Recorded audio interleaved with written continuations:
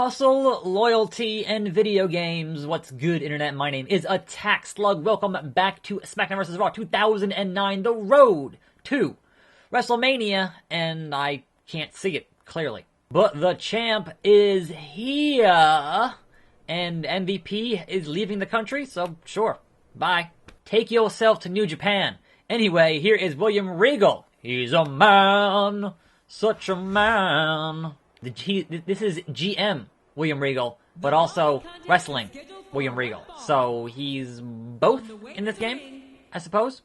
Where obviously, in these days, he is just GM NXT William Regal. Anyway, William Regal, somebody else criminally underrated, and unfortunately, his demons kind of prevented him from becoming as much as he could have been in his career. So, but in any event, much love to William Regal. The actual man who trained Daniel Bryan and not just took his money like Shawn Michaels did. Anyway, ancient history. We are here on this fine Thursday afternoon. Actually, I'm recording this later than usual, so I have kind of a handful of news stories here to discuss, as we usually do. And there is Mr. Hustle, loyalty, and respect. And first and foremost, coming this fall to, I guess, all NBC Universal-owned channels, which includes USA that airs Raw and SmackDown, is going to be 10% less commercials. So, that means 10% more wrestling, you would hope, or 10% more terrible promos. I don't know. Raw runs over anyway, so we always get more Raw than you actually want, because it's already 3 hours, and 3 hours is already too much, but then it's like 3.5 or whatever it is some weeks, so that's kind of whatever. But that is the deal. Apparently all NBC Universal networks will have 10% less commercials. So I think they're saying that that means longer commercials, but less of them. So that kind of adds up to 10% less overall over the course of a 1 hour thing. So when you think Raw of 3 hours, so that means you get that much more of Raw each hour. 10% more Raw each hour. Oh boy, 10% more Roman Reigns each hour. Anyway, that actually leads into a thing here, because on SmackDown, in the front row this week, Fisherman Suplex was some Fox Sports executives. And I guess they were admiring the work of SmackDown and kind of getting the lay of the land, because that whole thing with the potential Fox either right from the TV or actual just straight up purchase. One of the two. But they've definitely been in discussions with Fox, if you will. So that's kind of been an ongoing thing, as they kind of, I want to say they want to have their TV rights for next year locked up by May of this year. So real soon, we're going to know. Is it going to be another, like, 2 or 3 years of USA and NBC Universal, or will it be Fox and Fox Sports 1 and that kind of stuff? Because the implication is that if you go to Fox, that means Raw will go back to being 2 hours, because USA are the ones who want Raw to be 3 hours, because it means you can put in more commercials, and that's a better for your ad dollars.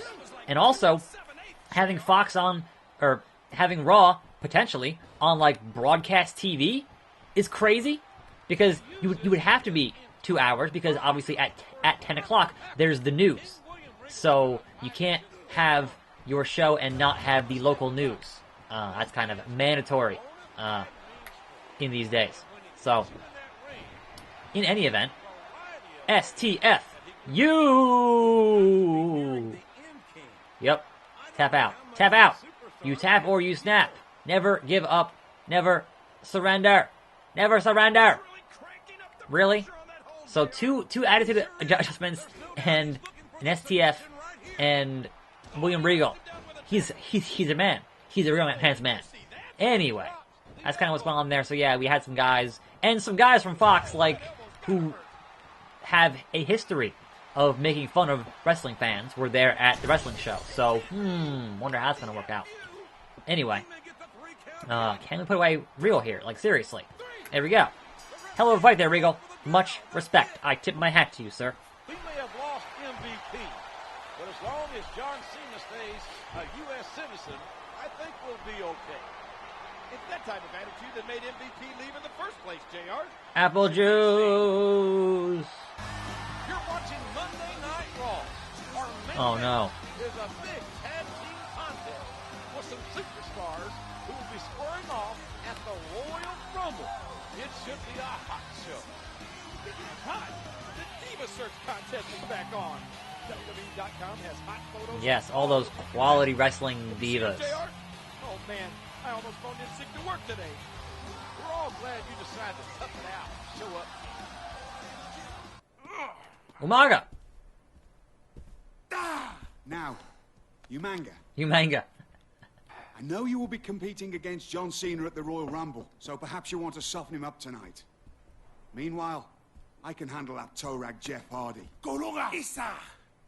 I'm going to assume that was a yes. Bloody hell! It's like teaming with a savage wildebeest. Still, I'd rather be on your side than against you. Hey, John, if you don't quit tonight, neither will I. Okay, Jeff Hardy. Just don't leave me and go to TNA. But speaking of wellness violations, there's a segue for you. Speaking of wellness violations, we continue to have the teasing of this Roman Reigns thing from this ex-steroid dealer guy who's in prison, and I finished the document, we're going to release it. And apparently it also implicates some legend who spent $140,000 on performance-enhancing whatever. But again, this is like the third or fourth week I've had this story kind of on my paper here, and I'm like, look, if you're gonna do it, just do it. Like, if you have a thing, then release a thing.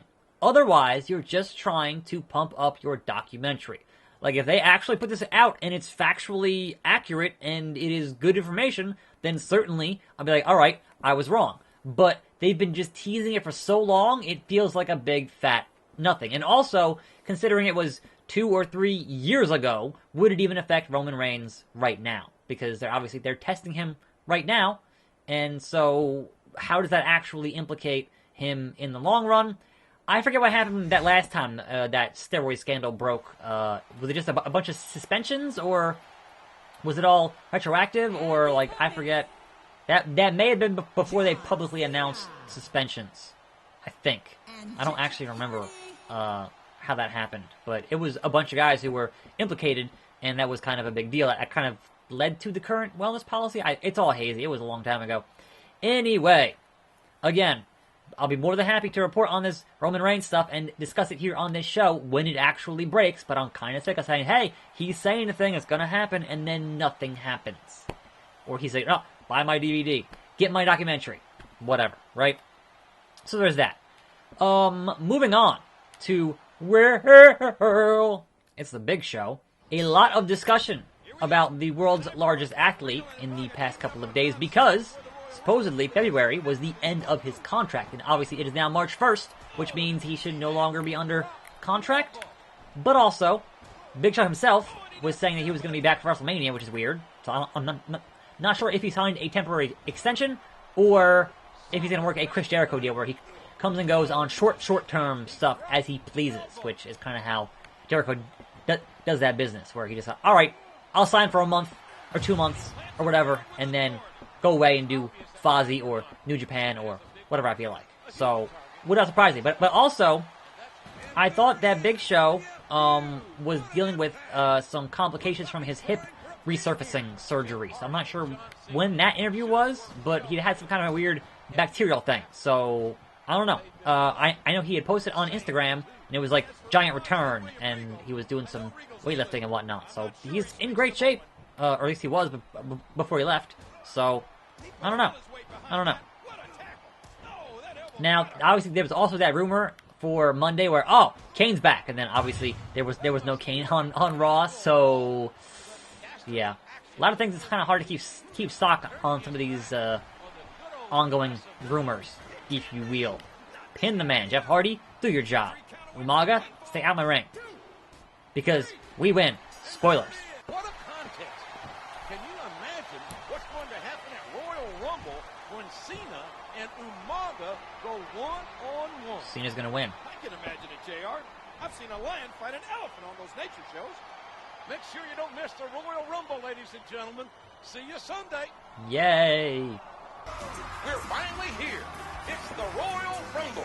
Thank you for joining us. tonight, ladies and gentlemen. This is good old JR Jim Ross along with my colleague, Jerry the King Lawler.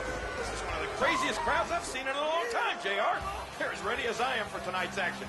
We've already had some of the participants choose their numbers for the big Royal Rumble match.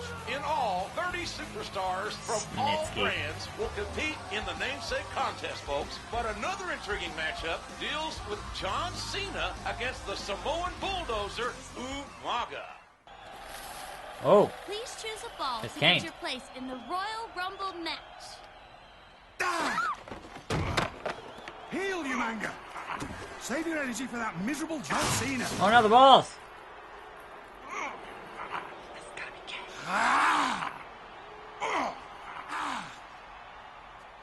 You have bigger fish to fry than this freak, you manga. Let's get out of here at once. Why is he mad at Kane, though? Oh. Kane's picking up balls at number 30. Or number 27. Historically, that is the best number to have.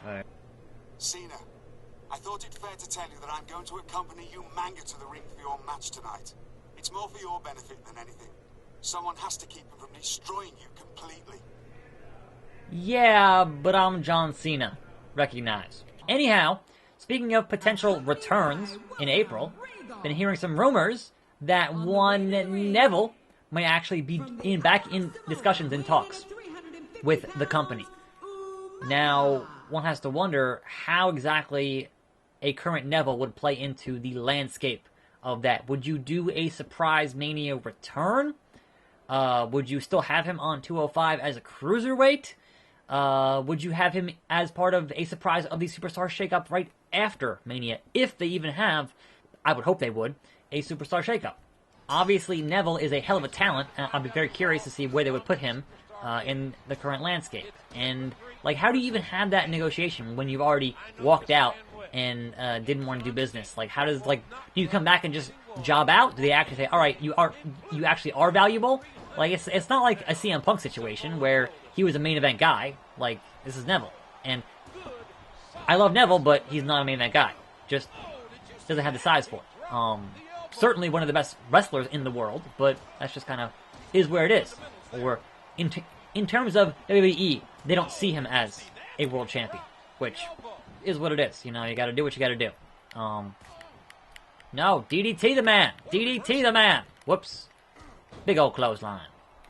So yeah, that's kind of my news and rumors and such of the... Oh no. Oh no! Umaga crash!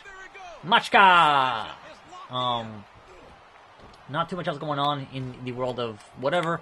Also, Umaga here putting on a pretty good fight. Putting on a pretty good fight. I'll give him that much. I didn't... Yep, just splashed me good. He splashed me good. Nope, sorry. Fighting back. John Cena. Recognize. The champ is here. Etc. Etc. Various catchphrases. Etc. Oh. No, hit the... No! Hit... There we go. There we go.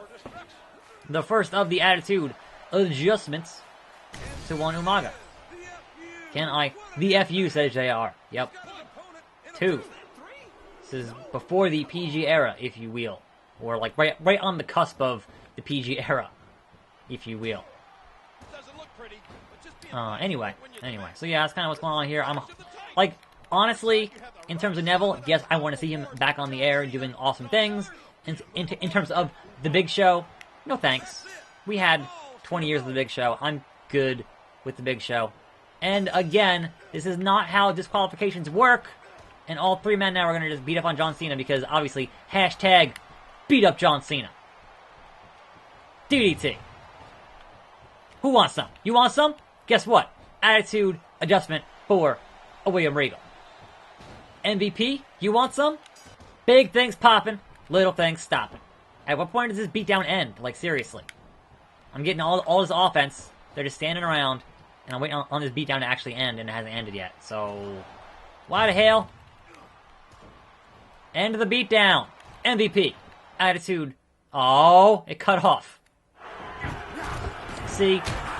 That's inaccurate. These three Inaccurate. are just flat out decimating John Cena.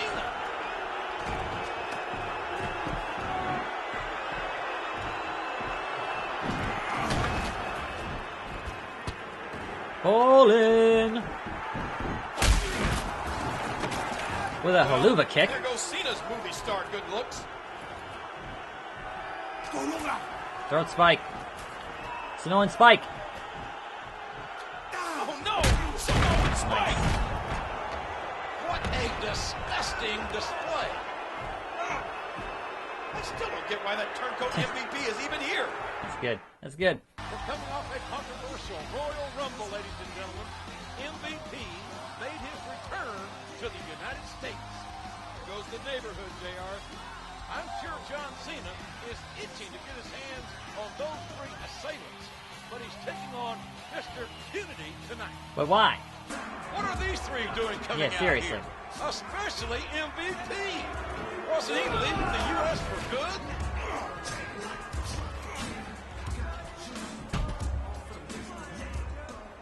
I hereby claim this ring in the name of Better Than Utopia. Are you CM Punk? I told you I was better than anyone. So I decided to start my own country. Let me introduce my captain. This is my chief of security.